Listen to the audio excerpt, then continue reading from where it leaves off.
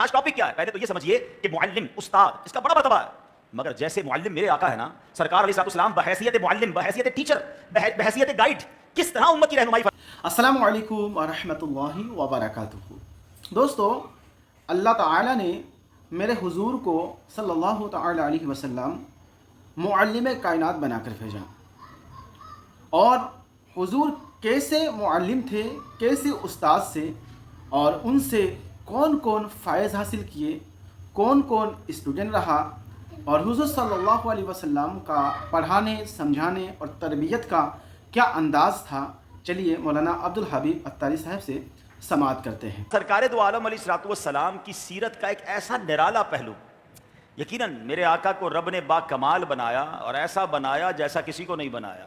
سرکار دو عالم علیہ السلام کی شان ایسی ہے کہ جس بھی پہلو میں غور کریں، پیارے آقا کے حسن کی بات کریں، نبی پاک کے اخلاق کی بات کریں، پیارے آقا کی سخاوت کی بات کریں، یا آپ کی طاقت کی بات کریں، آپ کے اختیارات کی بات کریں، یا جناب آپ کی نرمی، بردباری اور حلم کی بات کریں، کس موضوع پہ بھی بات کریں، عقل حیران ہو جاتی ہے کہ اللہ نے اپنے حبیب کو کیسا شاندار بنایا۔ ایسے ہی نہیں اعلیٰ حضرت نے لکھا سب سے اولا و اعلیٰ، سب سے بالا و اعلیٰ، اپنے مولا کا پیارا، دونوں عالم کا دولہا، سارے اچھوں سے اچھا سمجھیے جسے، ہے اس اچھے سے اچھا، سارے اونچوں سے اونچا سمجھیے جسے، ہے اس اونچے سے اونچا۔ خلق کس کو کہتے ہیں؟ ہم عام لوگ، مخلوق۔ ہم سے افضل کون ہے؟ اولیاء۔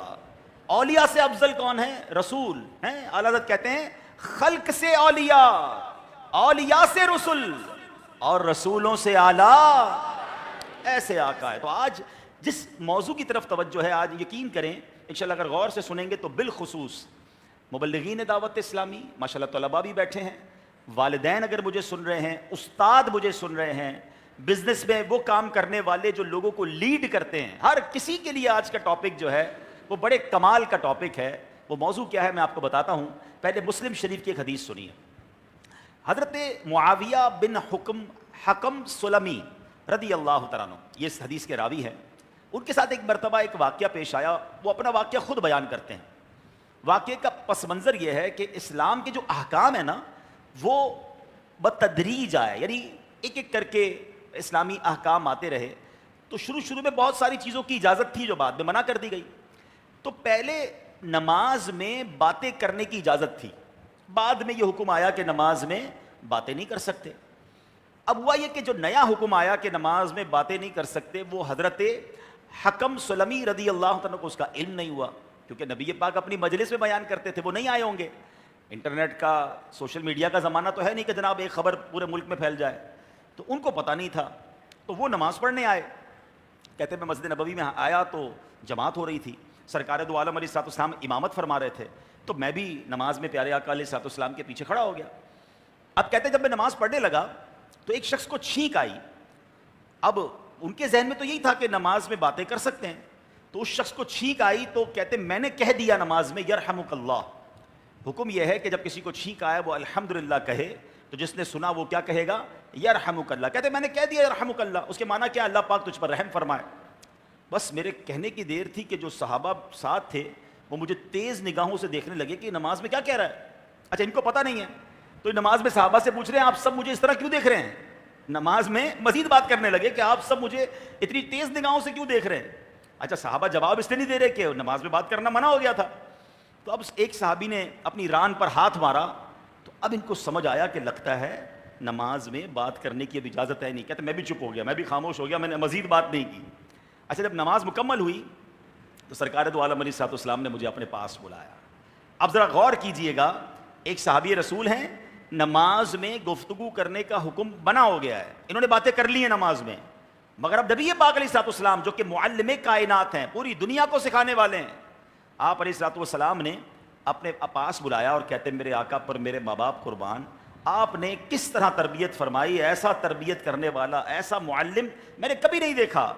کہتے ہیں کہ آپ نے مجھے بلایا، نہ ڈانٹا، نہ مارا، نہ برا بھلا کہا، بلکہ نرمی سے فرمایا نماز میں باتیں نہیں کرتے، نماز میں تو اللہ پاک کی تسبیح کرتے ہیں، تکبیر کہتے ہیں اور قرآن کی تلاوت کیا کرتے ہیں۔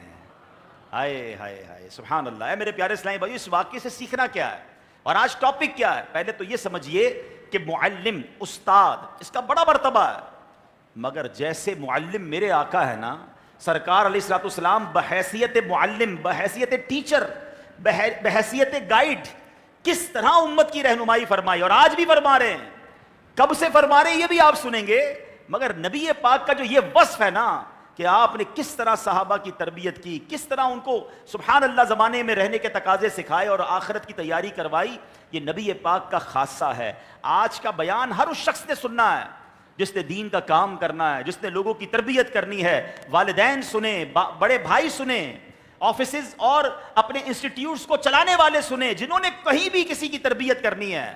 آئیے آج نبی پاک کے اس وصف سے فیضان لیتے ہیں کہ ایک ایسی شخصیت جب ایسے دور میں آئے کہ جب جہالت کا اندھیرا تھا، جہالت کا عالم یہ تھا کہ لوگ زندہ بچیوں کو درگور کر دیا کرتے تھے، ہر وقت لڑنے مارنے کے لیے تیار رہتے تھے، خون کی ندیاں بہا دیتے تھے. معاذ اللہ، کعبے کا بغیر کپڑوں کے طواف کرنے والی قوم ہے. 360 بت کعبے میں رکھے ہوئے ہیں جہاں بت پرستی ہے. کوئی جناب آگ کی پوجا کر رہا ہے، کوئی ستاروں کی پوجا کر رہا ہے. ایسے جہالت کے دور میں نبی پاک آتے ہیں اور اس قوم کی تربیت کیسی فرماتے ہیں کہ ان کو سارے زمانے کا رہنما بنا دیتے ہیں. ان کو کیسا مرتبہ عطا ہو جاتا ہے.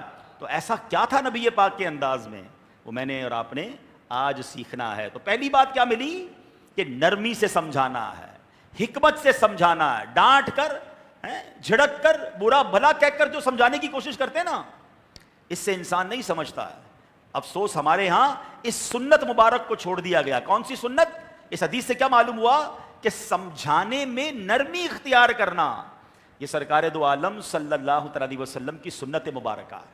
اور آج کیا حال ہے کہ آج پتہ کیا ہوتا ہے، جو لوگ سمجھانے والے لوگ ہوتے ہیں نا، عموماً نگران ہو گئے، ٹیچر ہو گئے، بعض اوقات مسجد کے امام بھی یہ کہتے نظر آتے ہیں، والدین بھی یہ کہتے نظر آتے ہیں، یار ہماری کوئی سنتا ہی نہیں ہے، ہماری بات پر لوگ توجہ نہیں دیتے ہیں، سمجھاتا ہوں مانتے ہی نہیں ہیں.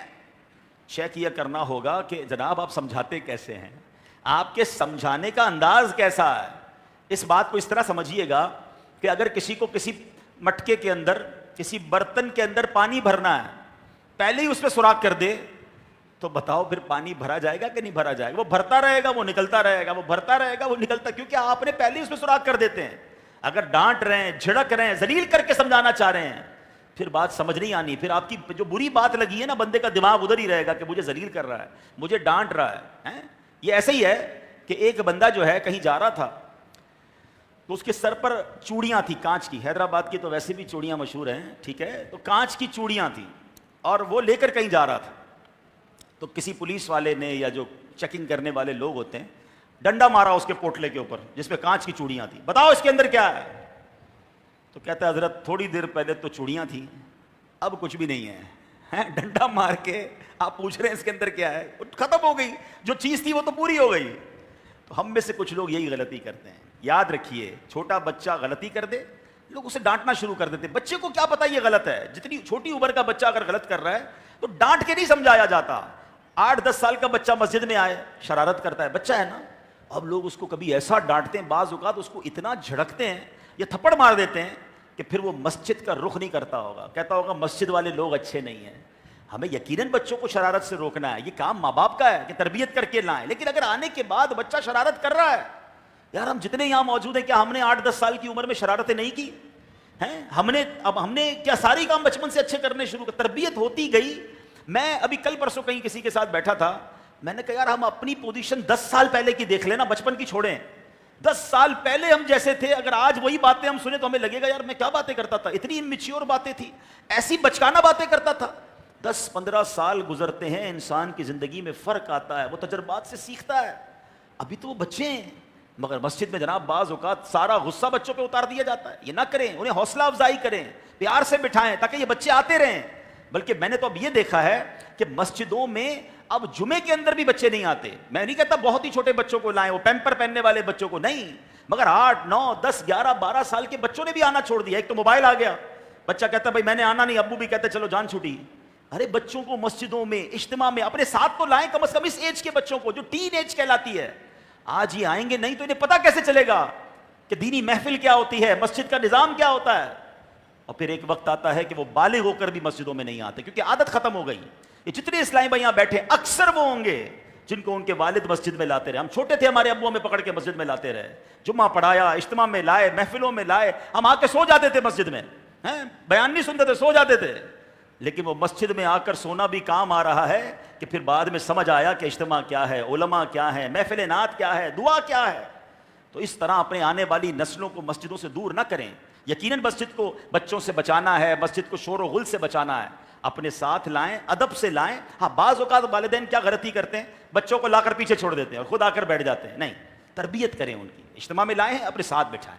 2-3 بچے ایک ساتھ نہ لائیں کیونکہ 2-3 بچے ہو جائیں گے تو پھر سارے مل کے پھر سارے ہی کارنامہ کریں گے. الگ الگ اپنے والد یا بھائی کے ساتھ بیٹھیں گے تو ان کی تربیت ہوگی. آگے چلتے ہیں. اسی طرح ماں کی محبت دنیا میں مشہور ہے, مگر بعض مائیں بھی بڑی سختی سے بچوں کو سمجھاتی ہیں. اچھا, ایک اور غلطی کیا کرتے ہیں کہ سب کے سامنے بچوں کو سمجھاتے ہیں. یہ تو حدیث, یہ روایتوں میں مضمون ملتا ہے کہ جس نے سب کے سامنے کسی کو سمجھایا, سب کے سامنے اصلاح کی تو اس نے اسے ذلیل کیا, اور جس نے اس کو اکیلے میں سمجھایا اس نے اس کو زینت بخشی. تو یہ ہمیشہ کے لیے یاد رکھیں, کسی کی بھی تربیت کرنی ہے, غلطی ہو جاتی ہے انسان سے, کسی بیان کرنے والے سے بھی غلطی ہو سکتی ہے, امام صاحب سے بھی ہو سکتی ہے.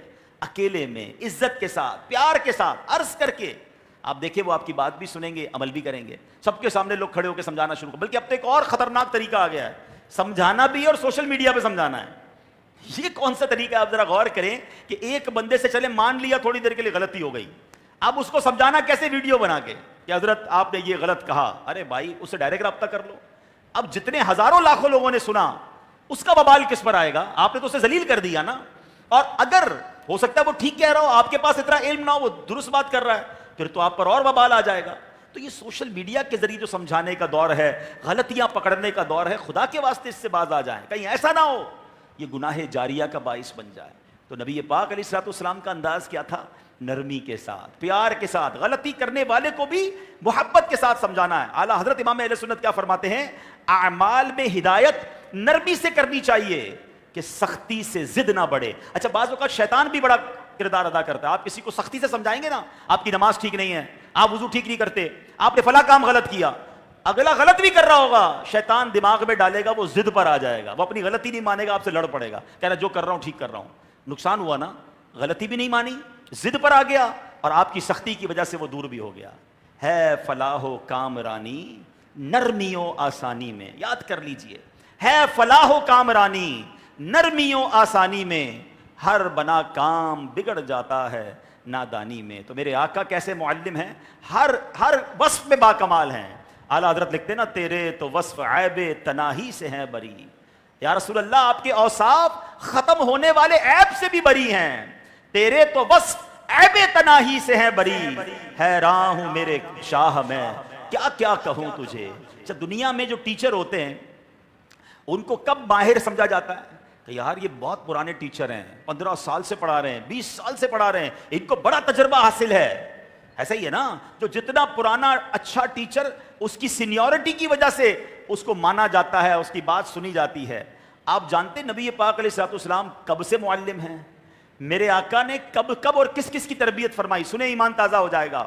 حدیث پاک میں ہے کہ نور خدا احمد مجتبی صلی اللہ تعالی علیہ وسلم کا نور سب مخلوقات میں سب سے پہلے بنایا گیا. حضرت آدم علیہ السلام کی تخلیق سے 2000 سال پہلے کی بات ہے کہ یسبح ذالک النور, نور مصطفیٰ علیہ الصلوۃ والسلام تسبیح کرتا تھا. پیارے آقا کے نور کو سب سے پہلے بنایا رب نے, حضرت آدم کی پیدائش سے بھی 2000 سال پہلے. آقا کا جو نور تھا وہ تسبیح کرتا تھا. فَتُسَبِّحُ الْمَلَائِكَةُ بِتَسْبِيحِهِ, پس فرشتے اس تسبیح کو سن کر تسبیح کیا کرتے تھے. پتا کیا چلا کہ جب حضرت آدم دنیا میں بھی نہیں آئے تھے, جب بھی نبی پاک علیہ الصلوۃ والسلام معلم تھے, آپ فرشتوں کو تسبیح سکھاتے تھے, اور آپ سے سیکھ کر فرشتے اللہ پاک کی تسبیح کیا کرتے تھے.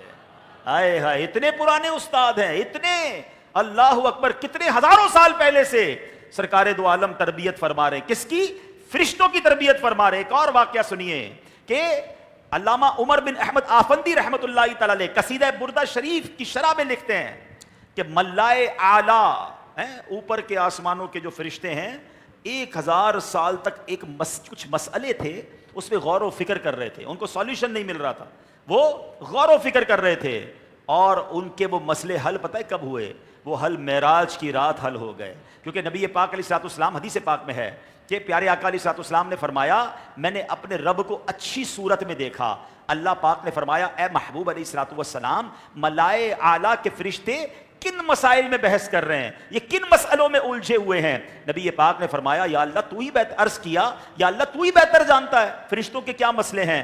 آقا فرماتے پھر رب کائنات نے مجھ پر نوازش فرمائی، مجھے علم بخشا، یا اللہ پاک پھر عرض کیا میں نے یا اللہ 4 فرشتے ہیں، 4 مسئلے ہیں، 4 پرابلمز ہیں جس کو فرشتے حل نہیں کر پا رہے۔ اللہ پاک نے فرمایا اے محبوب علیہ الصلوۃ والسلام آپ نے سچ کہا۔ اب رب نے فرشتوں سے کیا فرمایا؟ رب نے فرمایا یا ملائکتی وجدتم حلال المشکلات، اے فرشتوں تم نے مشکلات کو حل کرنے والے کو پا لیا ہے۔ میرا محبوب آسمانوں کی سیر کو آیا ہے، اے فرشتوں مسئلے پوچھ لو ان سے۔ اللہ فرماتا ہے فَاسْأَلُوا أَشْكَالَكُمْ، وہ مسائل جو 1000 سال سے تم حل نہیں کر پا رہے میرے محبوب سے وہ مسئلے پوچھ لو۔ سبحان اللہ، 1000 سال سے جو مسئلے فرشتوں سے حل نہیں ہو رہے تھے نبی پاک کے سامنے وہ سوال رکھے گئے، فرشتے پھر سوال کرتے جاتے، پیارے آقا نے ان کے جواب عطا فرمائے، ان کے مسائل کو حل فرما دیا۔ اللہ اکبر، پتا چلا کہ میرے آقا کی تسبیح سن کر فرشتے تسبیح کر رہے ہیں، اور علم حاصل کرنے کے لیے فرشتے دربار رسالت میں حاضری دے رہے ہیں۔ تو آقا فرشتوں کے بھی آقا ہیں، ان کی تربیت فرمانے والے بھی ہیں۔ یہ کیسے معلم کائنات ہیں کہ سب کو تعلیم دے رہے ہیں۔ سبحان اللہ۔ اب آؤ میرے آقا نے نبیوں کو کیسے فیض پہنچایا، آئے تو آخر میں ہیں، جو انبیاء پہلے گزرے ہیں سنو ان پر فیضان کیسا جاری ہے۔ بڑی مشہور حدیث پاک ہے، نبی پاک علیہ الصلوۃ والسلام کی خدمت میں سوال ہوا متا وجبت لکن نبوہ، متا وجبت لکن نبوہ، یعنی یا رسول اللہ آپ کو نبوت کا تاج کب عطا کیا گیا؟ آقا نے فرمایا وَآدَمُ بَيْنَ الرُّوحِ وَالْجَسَدِ، میں اس وقت بھی نبی تھا جب حضرت آدم روح اور جسم کے درمیان تھے، اس سے پہلے ہی مجھے نبوت کا تاج عطا کر دیا گیا تھا۔ یہ بڑی کمال کی بات ہے، حضرت آدم دنیا میں آئے نہیں ہیں اور آقا کو نبوت کا تاج عطا کر دیا گیا ہے۔ اب ذرا غور کیجئے کہ پھر نبی پاک کی عمر مبارک کتنی ہے، آپ کا نور کب تخلیق کیا گیا؟ ایک بار نبی پاک علیہ الصلوۃ والسلام نے جبریل امین سے سوال کیا اے جبریل تمہاری عمر کتنی ہے؟ غور کیجئے گا، جبریل امین وہ فرشتے ہیں کہ جو سارے نبیوں کے صحابی ہیں۔ یاد رکھیے حضرت آدم سے لے کر جناب رسول اللہ صلی اللہ علیہ وسلم کو سب کو انہوں نے دیکھا ہے، سب کی بارگاہ میں حاضری دی ہے، کتنی عمر ہوگی؟ آقا نے سوال کیا اے جبرائیل تمہاری عمر کتنی ہے؟ اچھا اب یہاں میں دنیا کی ایک مثال دیتا ہوں، اگر کوئی بہت بڑی عمر کے 90-100 سال کے بزرگ مل جائے نا، اب کبھی ان سے عمر پوچھیں تو نارملی اتنی بڑی عمر کے بزرگوں کو ڈیٹ آف برتھ یاد نہیں ہوتی۔ وہ پتہ کیا کہتے ہیں کہ جب پاکستان بنا تھا نا تو میں اتنے سال کا تھا، یا فلاں واقعہ ہوا تھا نا اس کے بعد میں پیدا ہوا تھا۔ وہ نارملی اپنی عمر کسی واقعے سے جوڑ کر بتاتے ہیں، کیونکہ اس زمانے میں برتھ سرٹیفکیٹ اور نارملی اس طرح کے کاغذات نہیں ہوتے تھے۔ اچھا جبریل امین سے سوال کیا نبی پاک نے، اے جبریل تمہاری عمر بتاؤ۔ کہتے یا رسول اللہ عمر تو نہیں پتا کتنی ہے، آسمان پر ایک ستارہ چمکتا ہے جو ہر 70,000 سال بعد چمکتا ہے۔ آفٹر ایوری 70,000 ایئرز وہ ستارہ بلنک ہوتا ہے، وہ چمکتا ہے۔ یا رسول اللہ میں نے وہ ستارہ 70,000 بار دیکھا ہے۔ اگر کیلکولیٹر ہونا تو کبھی ٹرائی کرنا، 70,000 ملٹیپلائی بائی 70,000 جواب دے جائے گا آپ کا کیلکولیٹر، مشکل ہے اس کا جواب دے۔ کہتے میں نے 70,000 بار اس ستارے کو چمکتے دیکھا ہے۔ مزہ آیا نا سن کر؟ اب اگلا جملہ اس سے زیادہ خوبصورت ہے، میرے آقا فرماتے اے جبرائیل وہ چمکنے والا ستارہ میں ہی ہوں۔ اے جبرائیل تمہارے نبی کے نور کو اللہ نے سب سے پہلے پیدا فرمایا ہے۔ یہ میلاد میں جو نعرے لگاتے ہو نا، اول کی آمد مرحبا، آخر کی آمد مرحبا، تو کچھ لوگ کنفیوز ہوتے ہیں، آخر کی آمد تو سمجھ آئی، یہ اول کی آمد کیا ہے؟ میرے آقا ہی اول ہیں، بلکہ ساری کائنات میں سب سے اول ہیں۔ سب سے پہلے جو بنایا رب نے اپنے نور سے، اپنے نبی کے نور کو بنایا۔ اچھا نبی پاک نے ایک اور بڑا پیارا سوال کیا جبریل امین سے۔ آقا فرماتے جبریل سارے نبیوں کو دیکھا ہے، 1,24,000 کم و بیش انبیاء، ہمیں تو نام بھی نہیں پتا، قرآن پاک میں تو چند نبیوں کے نام ہے، باقی پر ہمارا ایمان ہے، مگر ہمیں تو ان کا نام بھی نہیں پتا نا، جبریل امین تو سب سے ملے ہیں۔ تو پیارے آقا نے سوال کیا جبریل تم نے سارے نبیوں کو دیکھا ہے، ساری دنیا دیکھی ہے، کوئی مجھ سا بھی دیکھا ہے؟ کوئی میرے جیسا بھی دیکھا ہے؟ اب مثال، اب دوبارہ دنیا کی ایک مثال، کوئی بندہ ساری دنیا گھومے، کوئی ایسا مل جائے آپ کو کہ جس نے ساری دنیا دیکھی ہو، دنیا کے بہت سارے ملک دیکھے ہوں، تو عموماً لوگ اس سے سوال کرتے ہیں یار آپ نے تو آلموسٹ دنیا دیکھی ہے، بتائیے سب سے اچھی جگہ کون سی لگی، سب سے پیاری جگہ کون سی؟ لوگ پوچھتے ہیں نا۔ اب نبی پاک نے سوال کیا کہ اے جبرائیل، تم نے سارے نبیوں سے ملاقات کی ہے، کوئی مجھ جیسا بھی پایا؟ آئے ہائے، جبریل امین کا جواب سننا ہے؟ ایسا کرتے ہیں جواب جبریل امین کا اور انداز اعلیٰ حضرت کا۔ بریلی کے تاجدار نے یہ جواب اپنے شعر میں لکھا ہے۔ اعلیٰ حضرت کہتے ہیں یہی بولے سدرا والے چمنے جہاں کے تھالے۔ سدرا والے کون؟ جبریل امین کہاں رہتے ہیں؟ سدرۃ المنتہا۔ سدرۃ المنتہا پتہ ہے کتنا دور ہے؟ 7 آسمان کے بھی اوپر ہے، 1000 ایئرز، ہزاروں سال کا راستہ ہے سدرۃ المنتہا پہنچنے کے لیے۔ تو اعلیٰ حضرت کہتے ہیں یہی بولے سدرا والے چمنے جہاں کے تھالے، یعنی ساری دنیا دیکھی، سبھی میں نے چھان ڈالے، آقا تیرے پائے کا نہ پایا، تجھے یک نے یک بنایا، رب عز و جل نے آپ جیسا کوئی نہ بنایا، تو ایسے میرے آقا ہیں۔ اور سنو، وہ نبی پاک علیہ الصلوۃ والسلام فرماتے ہیں کہ جب اللہ کریم نے، میں اس وقت بھی نبی تھا جب حضرت آدم اپنی روح اور جسم کے درمیان ہیں، اور پھر نبی پاک فرماتے ہیں، اس حدیث کی شرح علماء کرام نے یہ لکھی کہ آقا آئے تو نہیں تھے، عالم ارواح میں تشریف فرما تھے، اس وقت بھی روحانی طور پر انبیاء کرام کو فیض پہنچا رہے تھے۔ سبحان اللہ۔ اس کا مطلب یہ ہوا کہ 1,24,000 کم و بیش جو پیمبر دنیا میں آئے، ان سب پر نبی پاک کا فیضان جاری تھا۔ میرے آقا ان پر بھی اپنا فیض جاری فرما رہے ہیں۔ سیدی اعلیٰ حضرت آدم علیہ السلام کے بارے میں لکھتے ہیں نا کہ حضرت آدم ابو البشر ہیں، سب سے پہلے اس دنیا میں انسان جو آیا، جو تخلیق کیے گئے، وہ حضرت آدم ہیں۔ مگر سبحان اللہ، حضرت آدم بھی نبی پاک کو یاد کیا کرتے تھے۔ اعلیٰ حضرت کہتے ہیں، حضرت آدم کیا کرتے تھے؟ کہتے ہیں ظاہر میں میرے پھول ہیں، حقیقت میں میری اصل۔ کہتے ہیں یعنی حضرت آدم فرما رہے میں ایک ایسا درخت ہوں جس کا پھول نبی پاک ہیں، یعنی بعد میں آنے والے ہیں، مگر ایکچولی میری اصل بھی وہی ہیں، میری بنیاد بھی وہی ہیں۔ ظاہر میں میرے نخل ہیں، ظاہر میں میرے پھول ہیں، حقیقت میں میری اصل، اس گل کی یاد میں یہ صدا بل بشر کی ہے۔ حضرت آدم علیہ السلام بھی یہ کہا کرتے تھے کہ جو میرے بعد آنے والے ہیں وہی میرے سردار ہیں۔ سبحان اللہ۔ ہر نبی نے نبی پاک علیہ الصلوۃ والسلام کا ذکر کیا۔ سبحان اللہ۔ نعت شریف سنتے ہیں نا، رسول انہی کا تو مجدہ سنانے آئے ہیں، رسول انہی کا تو مجدہ سنانے آئے ہیں، انہی کے آنے کی خوشیاں منانے آئے ہیں، یہ کس شہنشاہ والا کی آمد آمد ہے، بولو مرحبا، ہاں بولو مرحبا مرحبا بولو۔ تو نبی پاک اس وقت سے معلم ہیں، اس وقت سے فیض عطا کرنے والے ہیں، فرشتوں کو آپ کے در سے تربیت مل رہی ہے، انبیاء کو فیضان مل رہا ہے۔ اور سبحان اللہ، جو اس دور کے لوگ تھے ان کی تو کیا شاندار تربیت فرمائی۔ ایک اور خوبصورت واقعہ سنیے گا کہ پیارے آقا علیہ الصلوۃ والسلام کے سامنے ایک کسائی گزرا، بکری کو لے کر گھسیٹتے ہوئے ذبح کرنے کے لیے لے جا رہا تھا، تو اس سے بکری چھوٹ گئی اور بھاگتے بھاگتے نبی پاک کی بارگاہ میں حاضر ہو گئی۔ جانور بھی تو پیارے آقا سے محبت، گویا وہ فریاد کرنے آئے کہ حضور دیکھیں کیسا ظلم کر رہا ہے۔ آئے ہائے، نبی پاک سب کے آقا ہیں، سب کی تربیت فرما رہے ہیں نا۔ پیارے آقا نے بکری سے کیا کہا؟ اسبری لامر اللہ، اللہ پاک کے حکم پر صبر کرو۔ اور کسائی سے کیا فرمایا؟ قصاب سے، وَأَنْتَ يَا جَزَّارُ فَسُقْهَا إِلَى الْمَوْتِ سَوْقًا رَفِيقًا، اے قصاب اسے موت کی طرف نرمی کے ساتھ لے جاؤ۔ اب ذرا غور کیجئے، تربیت کا انداز دیکھیں۔ بکری بھاگ رہی ہے ذبح ہونے سے، حالانکہ بکری اللہ نے بنائی اس لیے کہ اسے ذبح کیا جائے، اس کے گوشت سے فائدہ لوگ اٹھائیں۔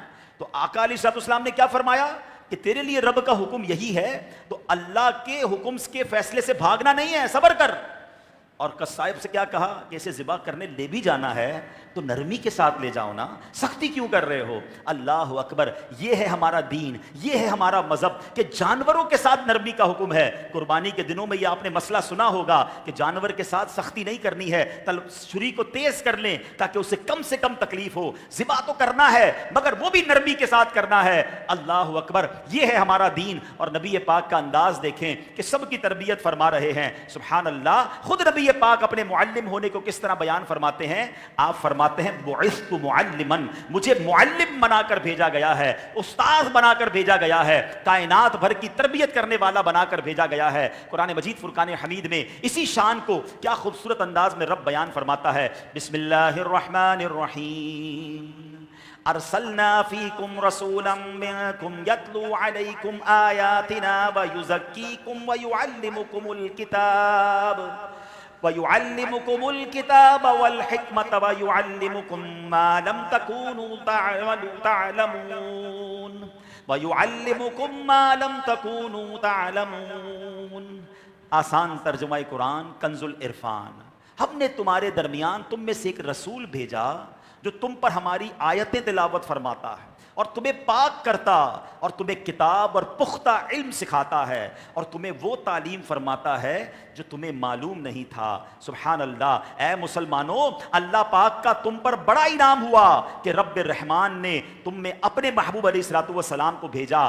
آپ سرتاپا رحمت ہی رحمت ہیں۔ یوں تو محبوب ذیشان علیہ الصلوۃ والسلام کے تم پر لاکھوں احسان ہیں، مگر قرآن نے چند احسان واضح طور پر بیان فرمائے۔ نمبر ایک تو وہ تم تک رب کی آیتیں پہنچاتے ہیں، تمہیں آیتیں پڑھ کر سناتے ہیں، پڑھنا سکھاتے ہیں، تمہارے الفاظ صحیح کراتے ہیں اور تلاوت کے آداب بھی بتاتے ہیں۔ اس کے ساتھ وہ تمہیں برے عقیدوں سے، برے اخلاق سے، بری عادات سے، غرض ظاہری اور باطنی بیماریوں سے پاک کرتے ہیں۔ وہ تمہیں قرآن کریم کے راز بھی سمجھاتے ہیں اور تمہیں دین و دنیا کی سب باتیں بتاتے ہیں جن سے تم بے خبر تھے۔ سبحان اللہ۔ تو پتہ چلا پیارے آقا کا دنیا میں تشریف لانے کا ایک مقصد دنیا کی تربیت ہے، ہم سب کی تربیت ہے، ہمیں اچھی باتیں بتانا ہے، نور قرآن بتانا ہے۔ اور سبحان اللہ، میرے آقا علیہ الصلوۃ والسلام کی شان کریمی کیسی ہے کہ نبی پاک علیہ الصلوۃ والسلام جب تشریف لائے تو زمانے کے رنگ کو بدل دیا۔ وہ دانائے سبل، ختم رسل، مولائے کل، جس نے غبار راہ کو بخشا، فروغ وادی سینہ۔ ذرا غور تو کیجئے وہ کیسا دور تھا جس پہ نبی پاک تشریف لائے اور اس قوم کی کیسی تربیت فرمائی۔ سبحان اللہ۔ اب میرے پیارے اسلامی بھائیوں، اب ایک قبیلے کی بات سننی ہے۔ اب یہاں جو لوگ نیکی کی دعوت پہ سستی کرتے ہیں، لوگ کہتے ہیں میں نماز پڑھتا ہوں نا، کافی ہے، میں نے علم دین سیکھ لیا، کافی ہے۔ بلکہ یہ جملہ بڑا مشہور ہے، یا شیخ اپنی اپنی دیکھ، اپنا کام کرو بھائی، دوسرے کی فکر کرنے کی ضرورت نہیں ہے۔ دین کے کاموں میں ایسا نہیں ہے۔ امر بالمعروف و نہی عن المنکر، یعنی نیکی کی دعوت دینا اور برائی سے روکنا، یہ ہم سب کے لیے ضروری ہے۔ اب ذرا واقعہ سنیے گا۔ عرب کا ایک قبیلہ تھا اشعر، حضرت ابو موسیٰ اشعری رضی اللہ عنہ مشہور صحابی ہیں، اسی قبیلے سے آپ کا تعلق تھا۔ اچھا، اس قبیلے میں بڑے بڑے عالم تھے، فقیہ تھے، قرآن کا علم جاننے والے لوگ تھے۔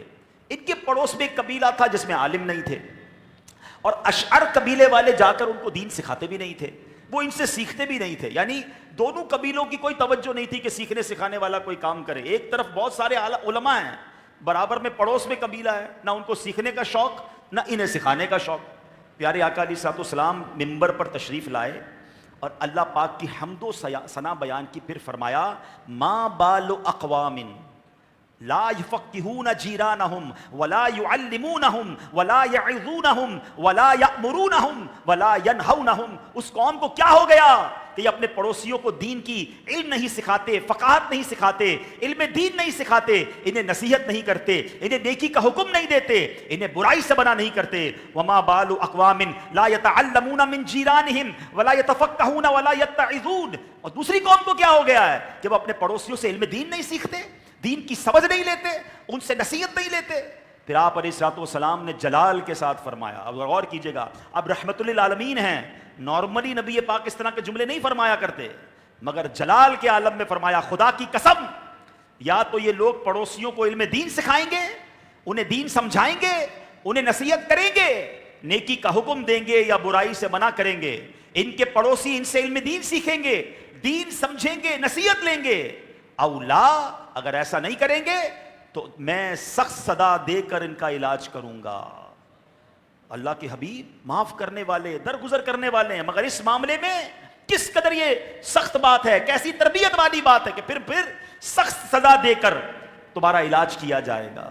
اب یہاں ہم سب کے لیے بڑی بڑی عبرت کی بات ہے، ہمارے شہروں میں علماء موجود ہیں، دیندار لوگ موجود ہیں، کہ ہم جاتے ہیں ان کے پاس علم سیکھنے کے لیے، کہ ہم ٹائم نکالتے ہیں؟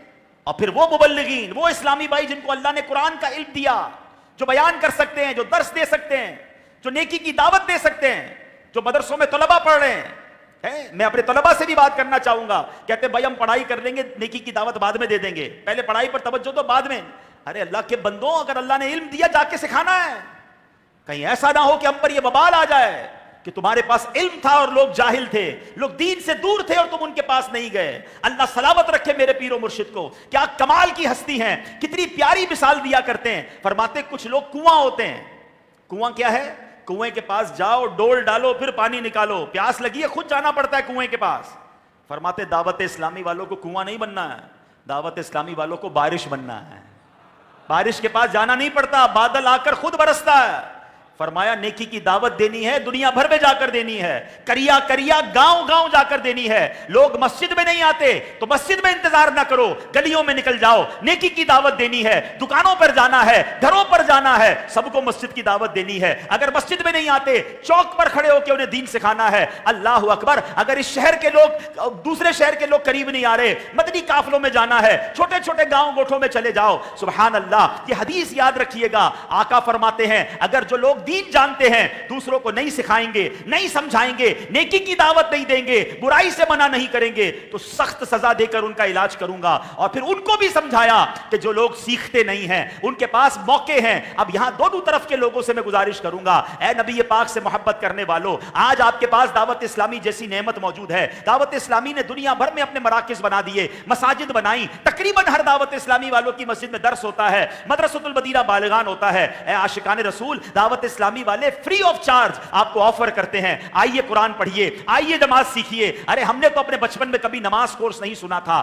کمال دیکھو دعوت اسلامی کا کہ نماز کورس شروع کرایا. اور ہم نے سنا لوگوں سے, 50 سال سے نماز پڑھنے والوں سے سنا کہ جب نماز کورس کیا تو پتا چلا جو 50 سال سے نماز پڑھ رہے تھے اس میں کتنی غلطیاں تھیں. ہمیں تو وضو بھی صحیح نہیں آتا تھا, غسل کے مسائل بھی نہیں پتا تھے. اللہ سلامت رکھے دعوت اسلامی کو. تو اے میرے پیارے اسلامی بھائیوں, اب میں دوبارہ دونوں طرف کے اسلامی بھائیوں سے عرض کر رہا ہوں, جو علم نہیں سیکھ رہے, جو قریب نہیں آ رہے, جو اس خوبصورت ماحول سے دور رہ کر علم سے دور ہیں, پلیز ایسا نہ کریں. میرے آقا علیہ الصلوۃ والسلام کی رضا حاصل کریں اور آ کر علم دین سیکھیں. اور وہ مبلغین, وہ بالخصوص معلمین جن کو اللہ نے یہ صلاحیت دی ہے اور وہ سستی کرتے ہیں, وہ جا کر لوگوں کو دین نہیں سکھاتے, وہ بھی یہ کام چھوڑ دیں. بلکہ ہمارا دل تو کڑنا چاہیے کہ کتنے مسلمان ہیں کہ جو دین سے دور ہیں, لاکھوں کروڑوں مسلمان ہیں جو مسجدوں سے دور ہیں, جو نماز نہیں پڑھ رہے. کاش ہمیں ایسی تڑپ مل جائے. یاد رکھیے, بڑی خوبصورت بات, بہت خوبصورت بات جو ہے لکھی ہے کہ کیا ہمیں کسی ایسے مسلمان کو دیکھ کر کڑن ہوتی ہے کہ جو دین سے دور ہے. اللہ کرے کہ یہ بات ہمیں سمجھ آ جائے. سرکار دو عالم صلی اللہ تعالیٰ علیہ وسلم کس طرح فرما رہے ہیں. نبی پاک علیہ الصلوۃ والسلام کا ایک حدیث سنیے گا. پیارے آقا علیہ الصلوۃ والسلام فرماتے ہیں کہ تمہیں کیا بننا ہے, کن چیزوں میں اپنے آپ کو انوالو کرنا ہے. پیارے آقا علیہ الصلوۃ والسلام فرماتے ہیں, حدیث پاک کا خلاصہ ہے کہ 4 چیزوں جیسے بن, یعنی 4 قسم کے لوگوں میں سے کسی ایک قسم کے لوگ ہمیں بننا ہے. وہ کیا چیز ہے؟ وہ فرماتے ہیں حدیث پاک, درود پاک پڑھ لیجئے, صلو علی الحبیب صلی اللہ تعالی علی محمد صلی اللہ علیہ وسلم. وہ فرمایا یا تو عالم بن جاؤ, ہاں بننا ہے تو عالم بن جاؤ. فرمایا عالم نہیں بن سکتے تو طالب علم دین بن جاؤ. طالب علم دین بن جاؤ, کم از کم یہ تو بنے نا. اچھا, طالب ان کے ساتھ بیٹھنے والے بن جاؤ, ان کی صحبت اختیار کرنے والے بن جاؤ. اور اگر ایسا بھی نہیں ہو سکتا تو کم از کم ان سے محبت کرنے والے تو بن جاؤ. کاش یہ بات سمجھ آ جائے کہ ہم ان 4 قسم کے لوگوں میں سے کسی ایک میں تو شامل ہو جائیں نا. ورنہ یہاں حال بہت برا ہے کہ آج لوگ علماء سے بھی نفرت کرنے لگے ہیں, ان کی صحبت میں بیٹھنا برا سمجھتے ہیں. اللہ کرے کہ ہم عالم بنیں. ہم نہیں بن سکے, اپنے گھر میں سے ایک عالم بنا لیں. اللہ کرے ہر فیملی میں ایک عالم دین ہو اور پھر وہ سب کی تربیت کرے. اور تربیت کیسے کرنا ہے؟ ہمیں نرمی کے ساتھ کرنا ہے, ہمیں پیار کے ساتھ کرنا ہے, یہ سوچ کر کرنا ہے کہ کسی طرح ہمارے اسلامی بھائی جو ہیں وہ گناہوں سے باز آ جائیں. نبی پاک علیہ الصلوۃ والسلام کا انداز کیسا تھا؟ اچھا, پہلے جب نبی پاک نے یہ فرمایا نا دونوں قبیلے والوں سے کہ پھر تمہارا سخت طریقے سے علاج ہوگا, سزا دوں گا, دونوں قبیلے والے آئے, کہتے حضور 1 سال دے دیں, 1 سال کے اندر ہم انشاءاللہ اپنے پڑوسیوں کو علم دین سکھا دیں گے. اشعر قبیلے والے آئے, کہا حضور ہمیں 1 سال دے دیں, ہم سب کو انشاءاللہ دین سکھائیں گے. تو اللہ کرے کہ ہم بھی اپنے ذمے کوئی ٹارگٹ لیں اور ہم بھی الحمدللہ دین سکھائیں. مگر اگین دین کا کام کرنا ہے, تربیت کرنی ہے نرمی کے ساتھ. ایک شخص نبی پاک کی بارگاہ میں آیا, عرض کرتا یا رسول اللہ مجھے زنا کی اجازت دیجیے, بدکاری کی اجازت دیجیے. کتنا آکورڈ کوسچن تھا. صحابہ جلال میں آ گئے کہ نبی پاک کی بارگاہ میں ایسے سوال. نبی جب وہ کھڑے ہوئے اس کو مارنے کے لیے، نبی پاک نے روک دیا، اس کو اپنے پاس بلایا، فرمایا بیٹا کوئی اگر تیری ماں کے ساتھ ایسا کام کرے تم اس کو بہتر سمجھو گے؟ حدیث کا خلاصہ عرض کر رہا ہوں. کیسے حضور ایسے کیسے میں جائز سمجھوں گا؟ میری ماں کے ساتھ؟ نہیں نہیں بالکل نہیں. فرمایا وہ بھی تو کسی کی ماں ہو سکتی ہے نا. پھر فرمایا تمہاری بہن کے ساتھ کوئی ایسا کرے تم کیا سمجھو گے؟ کہتا بالکل نہیں، میں تو برداشت نہیں کروں گا، کہ وہ بھی تو کسی کی بہن ہوگی. پھر فرمایا تمہاری خالہ کے ساتھ کوئی ایسا کرے. ایک ایک کر کے نبی پاک رشتے بتاتے گئے. ہر بار وہ کہتا رہا حضور میں بالکل برداشت نہیں کروں گا. تو پیارے آقا علیہ الصلوۃ والسلام ہر بار اسے سمجھاتے رہے کہ وہ بھی تو کسی کی خالہ، کسی کی بہن، کسی کی ماں ہو سکتی ہے. پھر نبی پاک نے اس کے سینے پر ہاتھ رکھا، دعا کی یا اللہ اس کے دل کو پاک کر دے، اس کا گناہ بخش دے.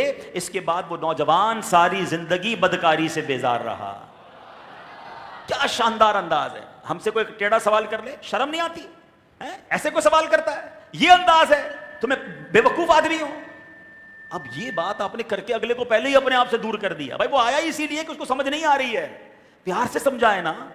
ہے فلاح و کامرانی نرمی و آسانی میں، ہر بنا کام بگڑ جاتا ہے نادانی میں. آقا کی اس شان معلمی جو ہے نا، نبی پاک کی جو شان تربیت ہے، کاش اس کا صدقہ مل جائے. نعت سب کو یاد ہے. سچی بات سکھاتے یہ ہیں، سیدھی راہ دکھاتے یہ ہیں، اپنی بنی ہم آپ بگاڑیں، کون بنائے بناتے یہ ہیں، بندے کرتے ہیں کام غضب کے، مجدہ رضا کا سناتے یہ ہیں. کاش یہ بات ہمیں سمجھ آ جائے اور ہم تربیت صحیح طریقے سے کرنے والے بن جائیں. اے میرے پیارے اسلامی بھائیوں، غوث پاک رحمۃ اللہ تعالی علیہ کا فرمان سنیں. چلیں 11ویں شریف بھی شروع ہونے والی ہے نا. پیران پیر کی کمال کی بات ہے. یعنی میں آج جب بیان تیار کر رہا تھا، میں نے زندگی میں پہلی بار یہ بات پڑھی اور اتنا مزہ آیا اس بات کو پڑھ کے، ایمان تازہ ہو گیا. مبلغین کے لیے تو کمال ہے نا یہ جملہ. غوث پاک کا سبحان اللہ سبحان اللہ. پیران پیر بڑوں کی باتیں بھی بڑی ہیں نا. غوث پاک فرماتے ہیں اگر تم میں سے کسی کا بیٹا غیر مسلموں کے ہاں قیدی ہو جائے تو کیا تم اسے چھڑانے کی کوشش نہیں کرو گے؟ کیسی کوشش کرو گے؟ بچہ گرفتار ہو جائے اور وہ بھی غیر مسلموں کے یہاں، کہ مار نہ دیں، ہاتھ پیر توڑ نہ دیں، سزا نہ دے دیں. غوث پاک فرماتے ہیں جو عارف ہوتا ہے نا، اللہ کی پہچان رکھنے والا مسلمان، وہ ایسا ہی ہوتا ہے کہ ساری مخلوق اس کی اولاد کی طرح ہے اور وہ انہیں نفس و شیطان کے قید سے چھڑانے کی کوشش کرتا رہتا ہے. آئے ہائے، بات سمجھ آ رہی ہے؟ یہ سارے لوگ سمجھ لو میرے بچے کی طرح ہیں.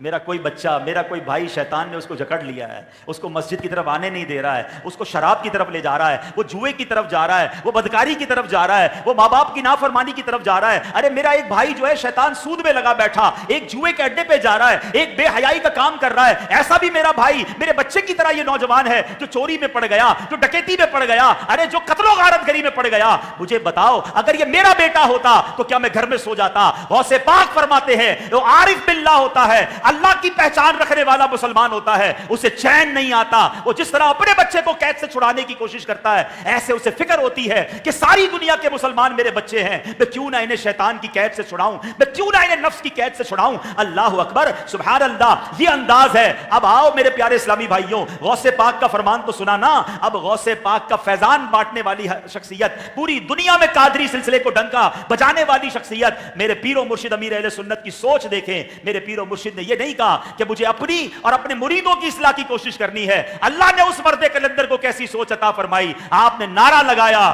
کہ مجھے اپنی اور ساری دنیا کے لوگوں کی اصلاح کی کوشش کرنی ہے. یہی بات غوث پاک نے کہی نا. جو عارف باللہ ہوتا ہے، جو اللہ کی پہچان رکھتا ہے، وہ ساری دنیا کے لوگوں کو شیطان کے وار سے بچانے کی کوشش کرتا ہے. اللہ یہ جذبے کا صدقہ عطا فرما دے. اللہ غوث پاک کے فیضان کا صدقہ نصیب فرمائے. اللہ اکبر. اسی طرح میرے پیارے اسلامی بھائیوں، کاش ہمیں یہ بات سمجھ آ جائے، غیبوں کے خبردار پیارے آقا علیہ الصلوۃ والسلام تربیت کیسے فرماتے تھے. آخری واقعہ، باتیں تو بہت ساری ہیں، اب میں آخری واقعے کی طرف آتا ہوں. دیکھیں یہاں اس میں بھی بہت پیارا درس ہے. قوموں کو بنایا کیسے جاتا ہے، قوموں کو کھڑا کیسے کیا جاتا ہے، تربیت کیسے کی جاتی ہے. ایک صحابی رسول آئے اور عرض کہتے ہیں کہ مجھے کچھ مالی مدد چاہیے. نبی پاک کی بارگاہ میں کچھ پیسوں کے لیے مدد کے لیے حاضر ہوئے. پیارے آقا علیہ الصلوۃ والسلام دلوں کے حال جانتے تھے. نبی پاک نے پہچان لیا کہ پیسے تو مانگنے آئے ہیں مگر ان کو ایکچولی کچھ اور دینا ہے. آقا علیہ الصلوۃ والسلام نے فرمایا تمہارے گھر میں کوئی چیز ہے؟ اب ذرا غور سے سنیے گا. عرض کیا میرے پاس ایک چٹائی ہے، آدھی نیچے بچھاتا ہوں، آدھی اوپر اوڑھ لیتا ہوں. اتنی سی چیز ہے صرف. اور ایک پیالہ ہے جس سے ہم پانی پیتے ہیں, اور کچھ نہیں ہے. شاید ہم میں سے کوئی ایسا نہیں ہوگا, بلکہ مجھے شاید لائیو بھی سننے والوں میں کوئی ایسا نہیں ہوگا جس کے پاس اتنی کم چیزیں ہوں. کپڑے ہیں ہی نہیں, ایک چٹائی ہے, آدھی بچھاتا ہوں آدھی اوڑھتا ہوں, اور ایک پیالہ. اب وہ مدد مانگنے آئے ہیں. دیکھا جائے تو ہی ڈیزرو اٹ, یہ مانگ سکتے تھے کیونکہ ان کے پاس تھا ہی کچھ نہیں. مگر کونین کے والی علیہ الصلوۃ والسلام کی تربیت دیکھیں. آقا نے پیسے نہیں دیے, نبی پاک نے فرمایا دونوں چیزیں لے آؤ. گھر میں دو ہی چیزیں, وہ بھی لے آؤ. وہ چٹائی بھی لے آئے, پیالہ بھی لے آئے. پیارے آقا نے صحابہ کرام میں اناؤنس کیا کوئی ہے جو اس کو خریدے؟ چٹائی ہے اور پیالہ. ایک صحابی نے کہا میں 1 درہم کے بدلے خریدتا ہوں. آقا نے فرمایا نہیں, اس سے زیادہ میں کوئی خرید رہا ہے؟ ایک نے کہا حضور میں 2 درہم میں خریدتا ہوں. نبی پاک نے چٹائی بھی اس کو دے دی, پیالہ بھی اس کو دیا, 2 درہم لے لیے. سمجھ رہے ہیں, ایک بندے کے گھر میں ایک ہی چٹائی, ایک پیالہ, وہ بھی بیچ دیا نبی پاک نے. 2 درہم دیے, فرمایا جاؤ بازار 1 درہم کا غلہ لاؤ, اناج لاؤ, اپنے گھر والوں کو دو, اور 1 درہم کی کلاڑی لے کر آؤ. بازار گئے, 1 درہم کا غلہ خریدا, گھر والوں کو جو بھی اناج تھوڑا بہت تھا دیا, اور کلاڑی لے کر آ گئے. سرکار دو عالم علیہ السلام نے کیا کیا, اسی کلاڑی کا دستہ اپنے مبارک ہاتھوں سے فکس کیا. وہ ہاتھ جو اشارہ کریں تو چاند کو 2 ٹکڑے فرما دیں, وہ ہاتھ جو دعا کے لیے اٹھے تو سورج پلٹا دیں, وہ ہاتھ جب اٹھیں تو جنت کے خزانے ان کے ہاتھ میں آ جائیں. صلاۃ السلام میں پڑھتے ہو نا, ہاتھ جس سمت اٹھا غنی کر دیا, موجے بحرے سماحت پہ لاکھوں سلام. مگر یہاں کیا کیا نبی پاک نے, پیسے نہیں دیے, کلاڑی ٹھیک کر رہے ہیں. فرمائے کلاڑی لو, اب جنگل میں جاؤ, لکڑیاں کاٹ کر کام کرو, 15 دن تک نظر نہیں آنا مجھے. کام پہ لگا دیا. جملہ سنتے ہو نا, مچھلی کھلانے سے بہتر ہے مچھلی پکڑنا سکھا دو. نبی پاک نے کلاڑا دیا, فرمایا 15 دن بعد آنا. وہ صحابی رسول 15 دن بعد آئے اور آ کر بتاتے ہیں کہ یا رسول اللہ میرے پاس 10 درہم جمع ہو گئے ہیں. نبی پاک نے کیا فرمایا کہ تم سوال کرو, وہ سوال کل قیامت کے دن تمہارے چہرے پر داغ بنے, تمہارا اپنے ہاتھ سے کما کر کھانا اس سے بہتر ہے. کتنا پیارا خودداری کا درس دیا. یا بہت سارے لوگوں کے لیے جواب ہے جو بات بات پر مدد مانگنے کے لیے, بات بات پر ہاتھ پھیلانے کے لیے. ہم نے دیکھا ہے جو ہاتھ ایک بار پھیلتا ہے نا, وہ پھیلا ہی رہ جاتا ہے. کوشش کریں زندگی میں اپنا ایک اصول بنا لیں, کسی سے مانگنا نہیں ہے. دیکھیں نا, یہ صحابی رسول تو ایک چٹائی ایک پیالہ, پھر بھی نبی پاک نے فرمایا نہیں کام کرو, اور پھر اللہ نے برکت دی نا. ایسے بہت سارے لوگ ہیں جو پھنستے ہیں, جو بعض اوقات گھر بیچنا پڑ جاتا ہے, کرائے کے گھر میں چلے جاتے ہیں, چیزیں ان کی بکنا شروع ہو جاتی ہیں, مگر مانگتے نہیں کسی سے, خودداری رکھتے ہیں, اللہ پھر اسے نکال دیتا ہے. شعر سنا ہوگا نا نعت کا, کسی کا احسان کیوں اٹھائیں, کسی کو حالات کیوں بتائیں, تم ہی سے مانگیں گے تم ہی دو گے, تمہارے در سے ہی لو لگی ہے. تو نبی پاک نے یوں قوم ڈیولپ کی ہے, یوں انہیں اٹھایا ہے. کون سی قوم تھی جنہیں دیکھ کر لوگ چراہا کہتے تھے, یہ بکریاں چرانے والی قوم ہے, اور کمتر سمجھا کرتے تھے. معاشرے میں جسے تنزیہ نگاہ سے دیکھا جاتا تھا, وہ دور جسے جاہلیت کا دور کہا جاتا تھا, نبی پاک نے انہیں پستی کی گہرائیوں سے اٹھایا اور قیامت تک آنے والوں کا پیشوا بنا دیا. یہ انقلاب ایسے ہی نہیں آیا, معلم کائنات علیہ الصلوۃ والسلام کی مہارتوں, رحمتوں اور شفقتوں کا اثر ہے. شاعر لکھتے ہیں نا, کس نے ذروں کو اٹھایا اور صحرا کر دیا, کس نے ذروں کو اٹھایا اور صحرا کر دیا, کس نے قطروں کو ملایا اور دریا کر دیا, کس کی حکمت نے یتیموں کو کیا در یتیم اور غلاموں کو زمانے بھر کا مولا کر دیا. تو یہ میرے آقا کی تربیت ہے. تو اے میرے پیارے اسلامی بھائیوں, اللہ مجھے اور آپ کو بھی نرمی عطا فرمائے, حکمت نصیب فرمائے, جذبہ عطا فرمائے, دین کا کام کرنے کی کڑن نصیب فرمائے. دنیا بھر کے مسلمانوں کو اللہ رسول کی بات پہنچانے کی توفیق, نیکی کی دعوت پہنچانے کی توفیق عطا فرمائے. کاش وہ کڑن نصیب ہو جائے کہ جب مسلمان گناہ کریں تو مجھے چین نہ آئے, میں بے قرار ہو جاؤں کہ میرے آقا کے امتی ہو کر, میرے نبی کے غلام ہو کر یہ گناہوں کے دلدل میں کیوں پھنسے ہیں, میں بھی گناہوں سے بچوں اور انہیں بھی بچاؤں. سبحان اللہ کرے یہ جذبہ ہمیں نصیب ہو جائے. سو دوستو, آپ نے سنا, یہ بیان آپ کو کیسا لگا کمنٹس کر کے ضرور بتائیے گا, اور اس ویڈیو کو زیادہ سے زیادہ جہاں تک ہو سکے شیئر کیجئے گا, اور اگر چینل پر نئے ہیں تو چینل کو سبسکرائب کر کے ہمارے ساتھ جڑے رہیں. اس طرح کی اور مزید ویڈیو دیکھنے کے لیے ملتے ہیں کسی اور ویڈیو میں, تب تک اپنا خیال رکھیں. خدا حافظ. السلام علیکم ورحمۃ اللہ.